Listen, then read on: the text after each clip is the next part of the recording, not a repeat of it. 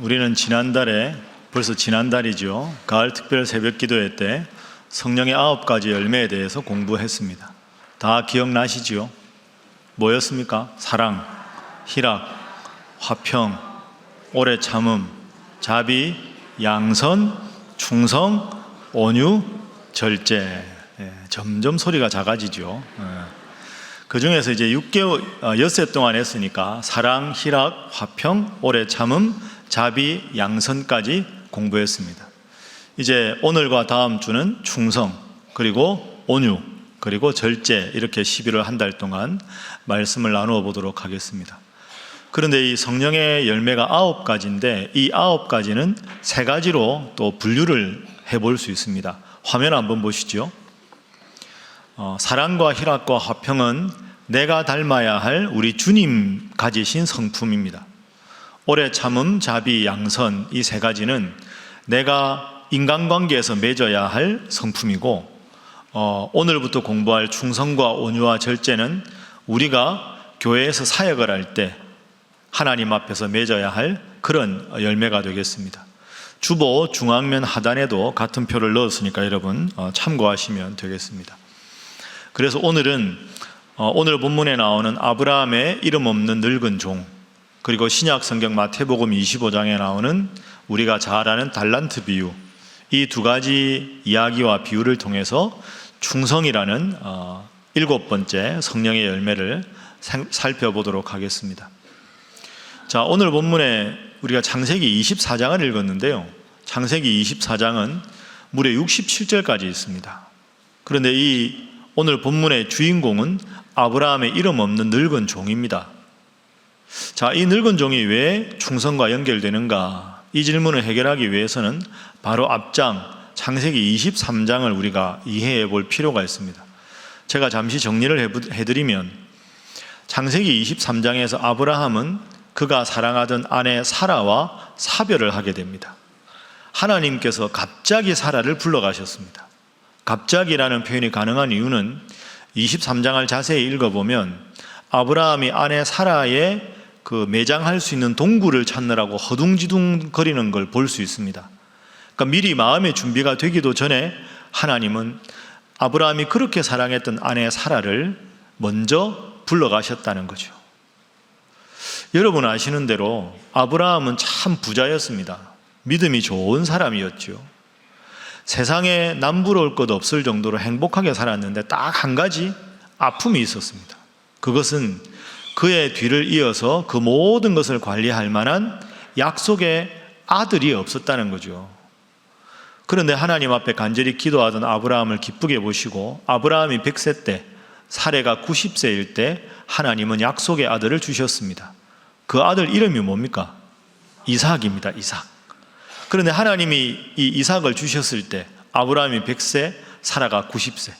그러니까 아브라함 친구들은 우리가 추정을 해보면 아들, 딸의 손자, 손녀의 증손자, 증손녀까지 다 두고 있을 때 늙음하게 얻은 아들 더불어서 아주 행복하게 아브라함은 약 40년을 살았습니다. 그런데 갑자기 하나님께 사라를 불러가신 거죠. 이스마엘도 이미 떠났고 하갈도 떠났고 사라도 하나님이 불러가셨습니다. 그럼 아브라함 주위에 있는 유일한 혈육은 이삭 한 사람만 남았습니다. 자, 그러면 여러분이 아브라함이라면 인간적으로 생각해보면 아브라함 남은 인생에 가장 큰 숙제가 하나 있습니다. 그 숙제가 뭐냐 하면 이 장성한 아들 이삭과 더불어서 자신의 모든 재산을 관리하고 하나님을 잘 믿는, 하나님 잘 믿고 지혜로운 아브라함의 며느리 이삭의 아내를 얻는 것, 그게 아브라함 인생에서 남은 중요한 숙제지요. 그런데 여러분들 다 느끼시겠지만 다른 집에 보면 알아서 장가도 잘 가고 시집도 잘 가는데 그게 우리 집 문제가 되면 참 그게 쉽지가 않습니다. 더군다나 아브라함이 며느리를 얻기에는 어려운 몇 가지 점이 있었습니다. 우선 시어머니가 될 사라가 있으면 딱 보면 며느리감이 보일 텐데 사라가 이미 하나님의 부름을 받았다. 이게 어려운 점이죠. 두 번째 어려운 점은 지금 아브라함이 살고 있는 땅은 가나안 땅입니다. 그런데 이 가나안 땅에는 하나님을 안 믿는 사람들이 모여 살던 곳입니다. 그러니까 아브라함 입장에서는 하나님을 잘 믿는 며느리를 선택을 하려면 아브라함 고향으로 가서 며느리감을 구해와야 합니다. 아브라함 고향이 메소포타미아거든요. 그러니까 지금 가나안에서 메소포타미아까지는 지금 거리로 환산하면 약 800km 정도가 됩니다. 여기서 서울, 부산을 왕복하는 거리가 800km인데 그 멀고 험한 길을 가서 며느리감을 데려와야 된다는 게 두 번째 어려움입니다. 그래서 세 번째는, 그래서 아브라함이 직접 갈 수가 없는 거지요. 서너 달은 좋게 걸리는 여행길인데 아브라함이 떠나면 그 많은 식수들과 그 재산을 누가 관리하겠습니까? 그럼 자기 아내를 구하니까 이삭이 가면 되지 않느냐? 이삭도 아브라함은 못 보냅니다. 왜? 아브라함은 남은 혈육이라고는 이삭밖에 없는데 그 가고 오는 그 먼 여행길에 혹시 강도라도 만나면 며느리 얻기 전에 아들조차 먼저 잃을 판입니다.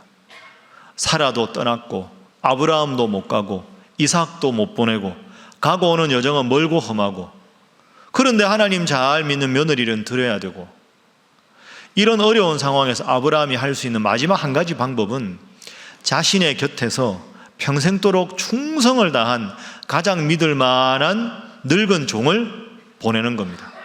그래서 이 늙은 종을 아브라함이 부르지요. 너는 내 고향 메소포타미아로 가서 내 아들 이삭을 위하여 아내를 택하라. 하나님이 예비해 주셨을 것이다. 그 말씀만 믿고 이 늙은 종이 떠나서 이삭의 아내가 될 리브가를 데리고 옵니다. 성공적으로 임무를 완수한 거지요. 그래서 24장의 마지막 67절은 해피엔딩으로 끝이 납니다. 자, 우리 67절을 화면 보면서 함께 읽어보도록 하겠습니다. 시작. 리브가를 인도하여 그의 어머니 사라의 장막으로 들이고 그를 맞이하여 아내로 삼고 사랑하였으니 이삭이 그의 어머니를 장례한 후에 위로를 얻었더라. 아멘. 이삭이 리브가를 아내로 맞이하고는 어머니 잃은 슬픔을 다 이제 위로를 받고 어머니가 거처하던 장막에서 리브가와 행복하게 살았다. 여러분, 이 종은 제가 앞서 말씀드린 그런 어려운 조건에도 불구하고 어떻게 그렇게 충성스럽게 자신에게 맡겨진 일을 잘 감당할 수 있었을까? 오늘 우리로 말하면 하나님이 우리들 각자에게도 신일교회 성도로 맡겨주신 사역이 있는데 어떻게 하면 이 종처럼 충성스럽게 잘 감당할 수 있을까? 이 질문으로 충성이라는 주제와 연관해서 살펴보도록 하겠습니다. 자, 먼저 이 종은 어떤 종이었는가 우리가 살펴봐야 되겠죠? 이 종은 어떤 종인가? 오늘 본문 2절이 이 질문에 대해서 대답을 합니다. 자, 2절 함께 읽습니다. 시작. 아브라함이 자기 집 모든 소유를 맡은 늙은 종에게 이르되 청하건대 내 허벅지 밑에 내 손을 넣으라. 아멘. 먼저 기억할 것은 이 종이 충성스러운 이유는 이 종은 주인에게 모든 것을 맡은 종이었다 하는 거죠. 우리는 그것을 청지기라고 합니다. 한번 따라해 보시죠. 청지기. 여러분, 소유자하고 청지기가 어떻게 다릅니까? 소유자는 그것을 다 가진 사람이고 청지기는 그것을 맡아서 관리하는 사람이 청지기입니다. 그러면 이 종은 소유자입니까? 청지기입니까? 청지기죠. 소유자는 누굽니까? 아브라함입니다. 여러분, 이 아브라함은 하나님을 뜻하고요, 이 종은 우리를 뜻합니다. 그럼 우리도 우리가 가진 것 다 내 소유인 것 같은데 그게 아니라는 거죠. 내 생명도 내 소유인 것 같고 내가 가진 명예도 내 소유인 것 같고 내 건강도 내 것인 것 같습니다. 그런데 가만히 생각해 보십시오. 결코 그렇지가 않습니다. 내 소유라고 해서 내 마음대로 할 수 있는 게 별로 없습니다. 오늘 이 3부 예배도 연세가 많이 드신 우리 집사님, 권사님들 많이 오셨는데 늘 건강할 줄 알았는데 어느 날 건강을 딱 잃고 나서 보면 야, 이게 내 건강이 내 것이 아니구나 이렇게 느껴지는 거죠. 건강할 때는 그 건강이 내 것인 줄 아는데 건강을 잃고 나서 보면 내 몸도 내가 마음대로 하는 게 아니구나, 내 생명도 내 마음대로 되는 게 아니구나, 이걸 우리가 철저하게 느끼게 되는 거죠. 우리가 신일교회에 다니는데 이 신일교회 주인은 하나님이신 줄로 믿습니다. 저하고 여러분은 하나님의 이 신일교회를 잘 관리하라고 우리에게 임시로 맡겨 놓으신 것에 불과한 거지요. 나의 모든 것은 내가 소유한 것이 아니라 나는 하나님의 청지기일 뿐이다. 이런 청지기 의식을 평생 이 종처럼 갖고 살아가시는 여러분 되시기를 주님 이름으로 축복합니다. 옆에 분들과 인사 한번 하겠습니다. 우리는 청지기일 뿐입니다. 한 번 더 할까요? 꼭 기억하시기 바랍니다. 자, 신약으로 넘어가 볼까요? 신약 성경 마태복음 25장에 보면 주인과 종이 등장합니다. 한 주인이 있었는데 종에게 그 재산을 맡깁니다. 자, 화면 보면서 우리가 함께 확인해 보겠습니다. 마태복음 25장 14절 15절 말씀 함께 읽죠. 시작. 또 어떤 사람이 타국에 갈 때 그 종들을 불러 자기 소유를 맡김과 같으니 각각 그 재능대로 한 사람에게는 금 5달란트를, 한 사람에게는 2달란트를, 한 사람에게는 1달란트를 주고 떠났더니. 아멘. 자, 마태복음 25장에 한 주인이 있는데 이 주인이 다른 나라로 갑니다. 가면서 자기 재산을 종들에게 맡깁니다.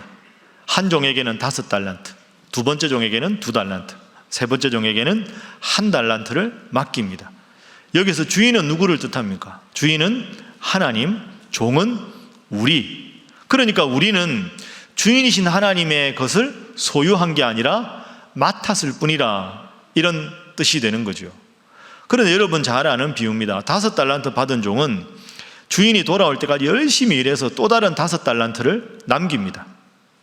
2달란트 받은 종은 또 열심히 일해서 2달란트를 더 남깁니다.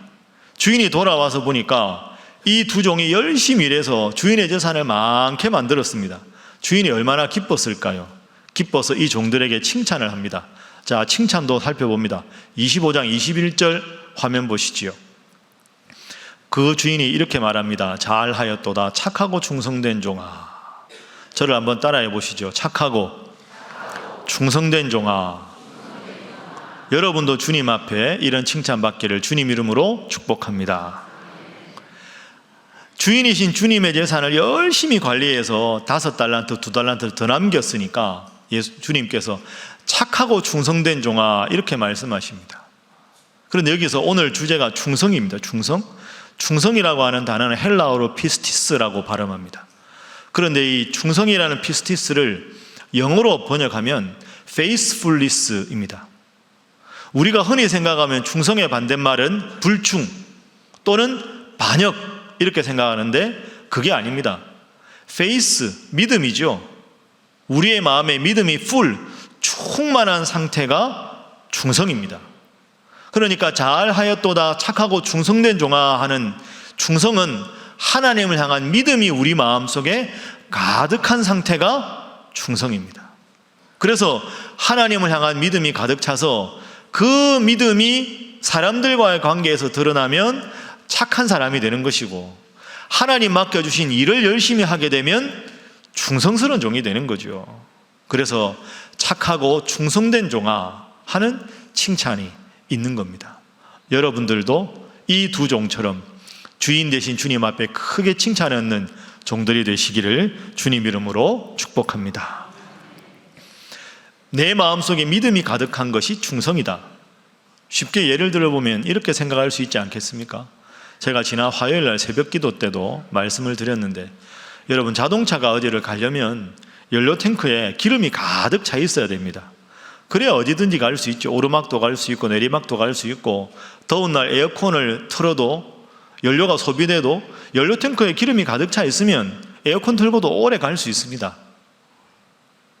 인생도 마찬가지라고 생각합니다.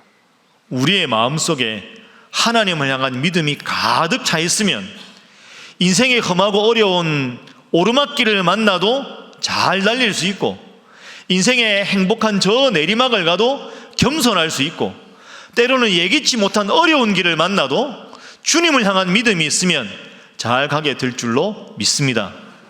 그런데 우리의 마음속에 믿음이 거의 바닥 상태면 오르막 조금 올라가다가 아이고 못 올라가겠네 하고 시동 끄고 쉬어야 되고, 내리막도 못 가고 더워도 에어컨도 못 켜고. 왜요? 우리의 마음속에 연료 탱크에 기름이 없으면, 우리의 마음에 하나님을 향한 믿음이 가득 차 있지 않으면 인생의 모질과 어려운 순간이 올 때마다 자빠지고 고꾸라질 수밖에 없는 게 우리의 인생입니다. 여러분 꼭 기억하셔서 믿음이 충만한 게 충성이다. 하나님을 향한 믿음이 충만하셔서 우리의 소유자가 되신 하나님께서 여러분을 지켜주셔서 인생의 그 어떤 고난과 어려움도 잘 이겨나가시는 우리 신일의 성도들이 되시기를 주님 이름으로 축복합니다.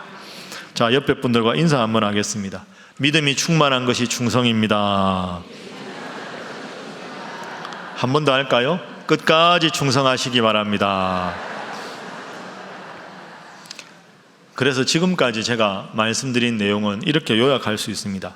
주님을 향한 믿음이 가득해야 충성할 수 있다. 그리고 충성은 믿음으로만 할 수 있다. 주님을 향한 믿음이 없으면 충성은 불가능하다 하는 것이죠. 자, 오늘 본문의 이 종의 충성스러운 모습이 우리에게 알려준 두 번째 모습은 소유를 다 맡은 종이었다. 두 번째는 늙은 종이었다 하는 점입니다. 늙은 종. 자, 이 늙은 종이라는 게 왜 중요한가? 앞서 제가 설명드린 것 다시 한번 기억해 보시죠. 자, 창세기 24장 3절 한번 화면으로 보겠습니다. 화면 보시면 이 종을 보내서 이삭의 아내를 데려오라고 할 때 네 번째 줄 보시면 내가 거주하는 이 집안 가나안 족속의 딸 중에서 내 아들의 아내를 택하지 말아라. 왜요? 여기는 하나님을 안 믿는 땅이니까. 4절 봅니다. 그래서 내 고향 내 족속에게로 가서 이삭을 위하여 아내를 택하라. 아브라함 고향이 어디라고요? 벌써 잊어버리셨습니까? 메소포타미아. 지금은 가나안, 고향은 메소포타미아. 거리는 무려 800km. 그런데 여러분, 이 늙은 종은 아무런 변명이 없습니다. 내 고향 가서 이삭의 아내를 구해와라. 하나님 함께 하실 것이다. 알겠습니다. 그러고는 그 길을 떠납니다. 솔직히 여러분, 마음으로만 대답해 보시죠. 여러분 같으면 여러분 하시겠습니까? 이런저런 핑계거리가 없었을까요? 이 종 입장에서는 꽤 핑계거리가 많았을 겁니다. 한번 예를 들어볼까요? 주인님, 죄송한데 저도 이제 젊지 않습니다. 나이가 몇인데 제가 저 800km 왕복 그 먼 길을 제가 가겠습니까?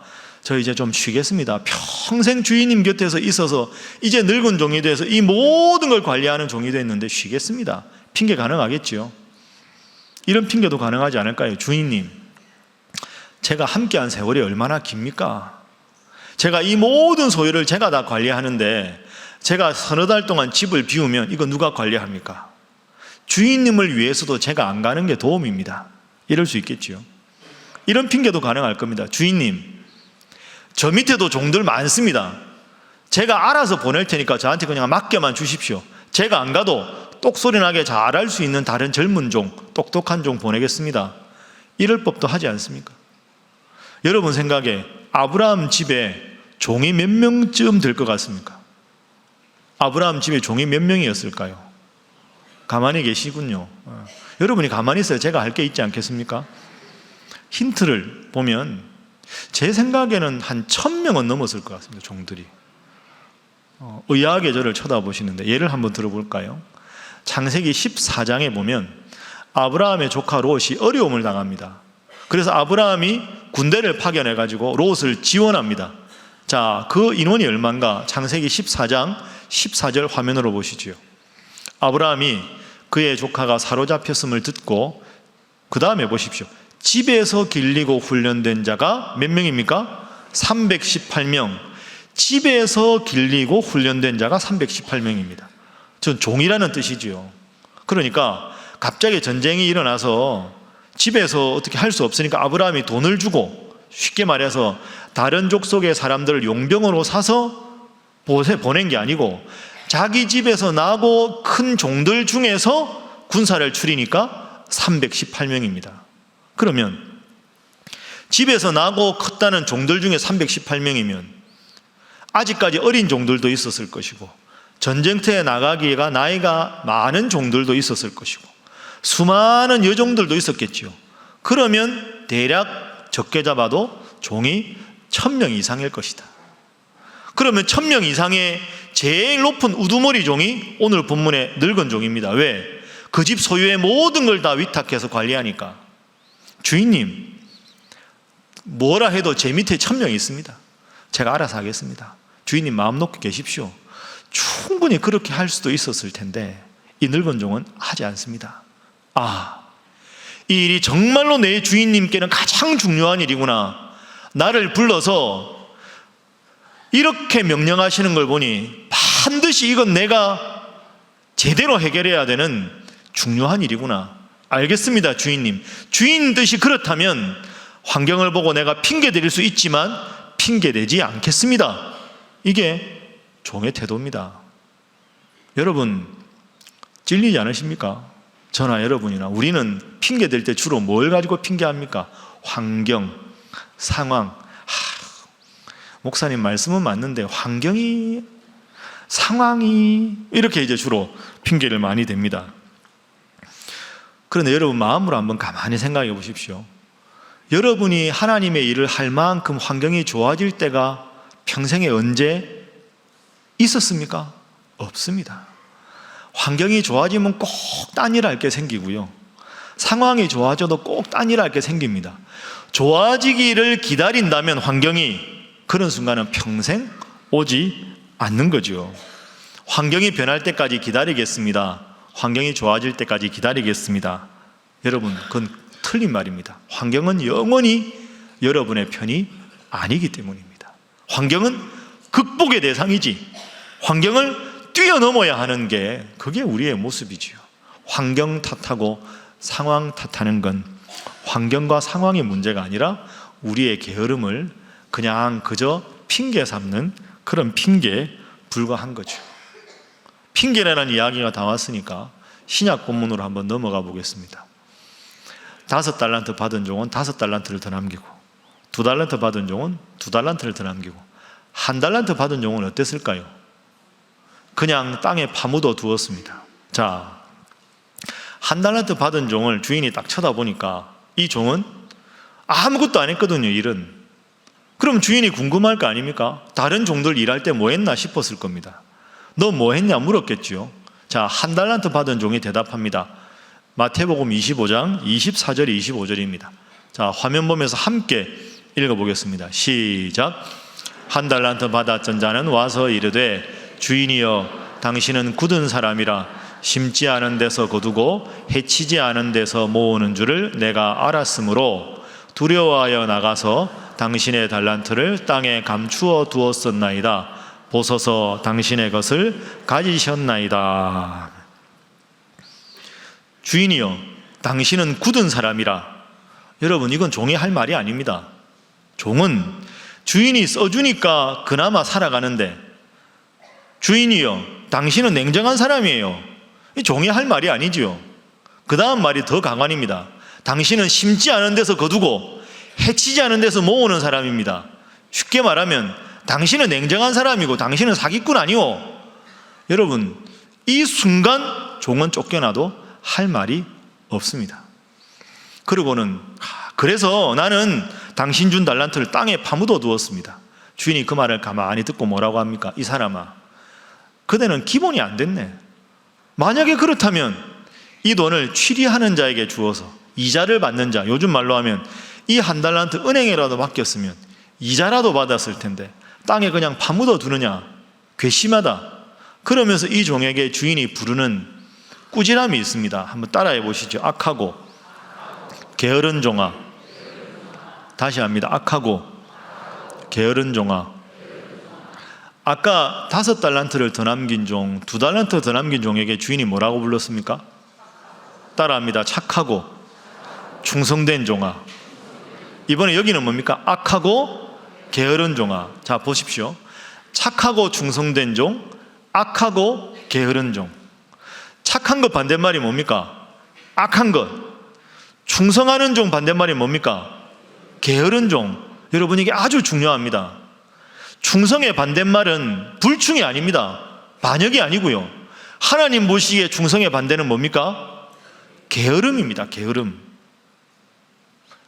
다른 말로 하면 충성은 내 마음속에 하나님을 향한 믿음이 가득한 상태가 충성이니까, 반대말인 게으름은 내 마음속에 하나님을 향한 믿음이 없는 게 게으름입니다.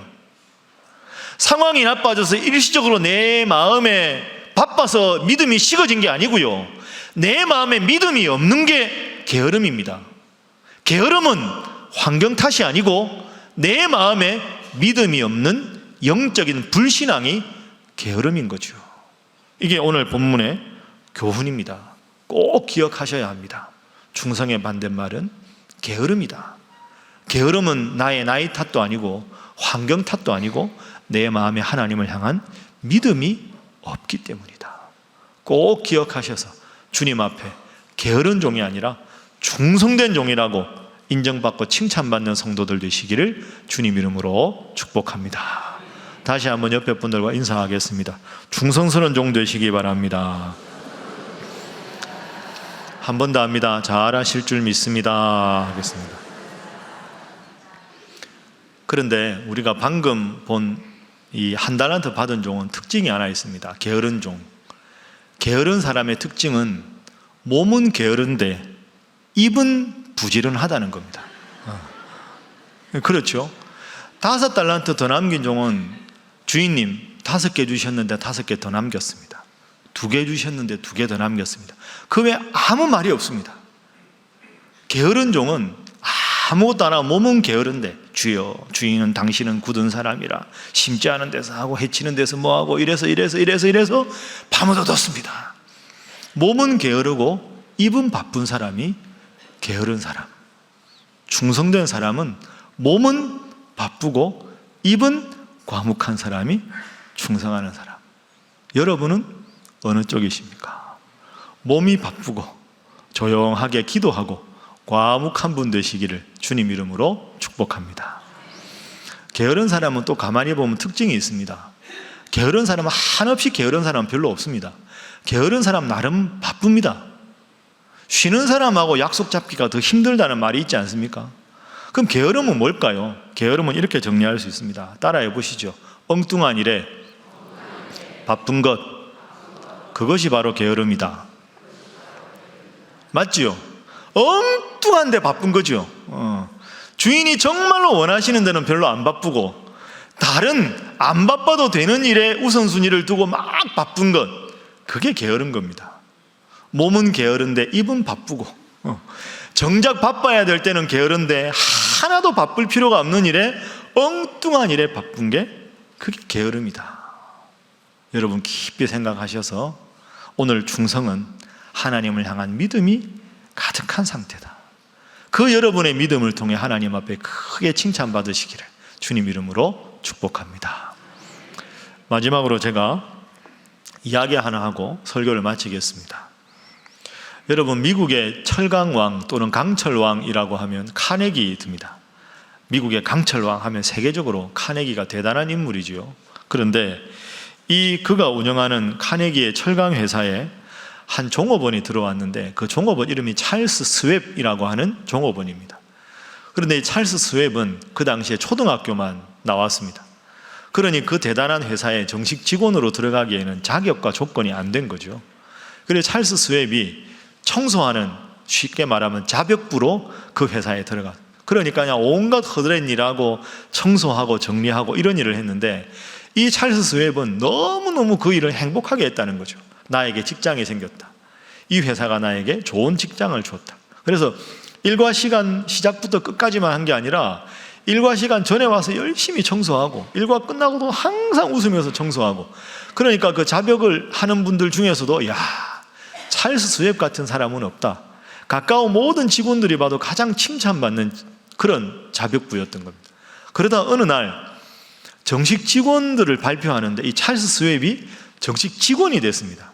그냥 청소만 하는 게 아니라 워낙에 성실하고 인지도가 좋으니까 정식 직원이 돼서 다닙니다. 정식 직원이 되고 나서도 너무너무 기쁘게 이 회사는 내 회사다 하는 마음으로 최선을 다해서 맡겨준 일을 다 시간을 내서 기쁘게 열심히 하는 거죠. 그러던 과정에서 이 카네기가 회사의 가장 중요한 사람 아닙니까? 비서실에 직원 한 사람이 그만두게 됐습니다. 누구를 할까 하다가 가장 부지런한 사람, 가장 평판에 좋은 사람 찰스 스웩을 비서실에 데려다 놨습니다. 자기 비서로 씁니다. 그때도 너무너무 열심히 하는 거예요. 너무 기쁘게 이 카네기 때문에, 이 회사 때문에 내가 살 수 있다고 너무너무 열심히 비서 일을 잘 수행을 하십니다. 한참 시간이 지나서 이제 이 대단한 철강 회사가 카네기가 은퇴를 하고 후계자를 뽑을 때가 됐습니다. 미국 내에 아주 유망한 수많은 CEO들도 있고 명문가, 명문 기업인의 후손들도 많고 또 명문대학을 나온 경영학이나 뭐 이쪽을 연구한 많은 분들이 있는데 그 중에 누가 될까 언론들이 막 이제 누구 이제 1순위 누구 이렇게 추측을 하고 있는데 카네기가 딱 발표를 했습니다. 나의 후계자는 이 사람이다. 그 사람이 바로 찰스 스웩이었습니다. 초등학교만 졸업했던 그 회사에 자격부로 들어갔지만 누구보다 그 회사를 목숨처럼 사랑하고 열심히 일했을 때 카네기가 보았을 때는 이 회사를 나보다 사랑할 수 있는 유일한 사람은 찰스 스웩이다. 이만큼 이 회사를 사랑하고 기쁘게 헌신할 수 있는 사람이면 충분히 내 후계자가 될 수 있는 자격이 있다. 지극히 작은 것에 충성했을 때 찰스 스웩은 카네기의 후계자라는 위대한 칭호를 얻을 수가 있었습니다. 오늘 우리가 하나님 앞에 맡겨주신 일이 적은 일이든 큰 일이든 우리가 좀 더 전문적으로 할 수 있던 그 일에 달란트가 없든 작은 일이라도 할지라도 하찮은 일이라고 할지라도 이런 태도가 하나님께서 기뻐하시는, 우리 주인인 주님을 기뻐하는, 감사하고 행복하게 하는 그런 태도가 아니겠습니까? 제가 설교 마치면서 여러분들과 꼭 한 구절을 나누고 싶은 말씀이 있습니다. 이 구절 앞으로 여러분 꼭 기억하시면 좋겠습니다. 잠언 25장 13절 말씀입니다. 잠언 25장 13절 함께 읽겠습니다. 시작. 충성된 사자는 그를 보낸 이에게 마치 추수하는 날의 얼음 냉수 같아서 능히 그 주인의 마음을 시원하게 하느니라. 아멘. 충성스러운 종은 추수하는 날 얼마나 바쁩니까? 속옷까지 다 젖을 정도로 분주하게 피곤하게 바쁘게 움직이는데 땀이 가득한 주인에게 시원한 얼음 냉수 같은 그런 종, 우리 주인이신 하나님 마음을 시원하게 하는 종, 여러분 맡겨진 일에 충성을 다하셔서 우리 주님 마음을 시원하게 하는 사랑하는 신일의 모든 성도들 되시기를 주님 이름으로 축복합니다. 기도하겠습니다. 하나님 감사합니다. 오늘도 귀한 말씀을 통해 우리를 향한 주님의 음성을 듣게 하시니 감사합니다.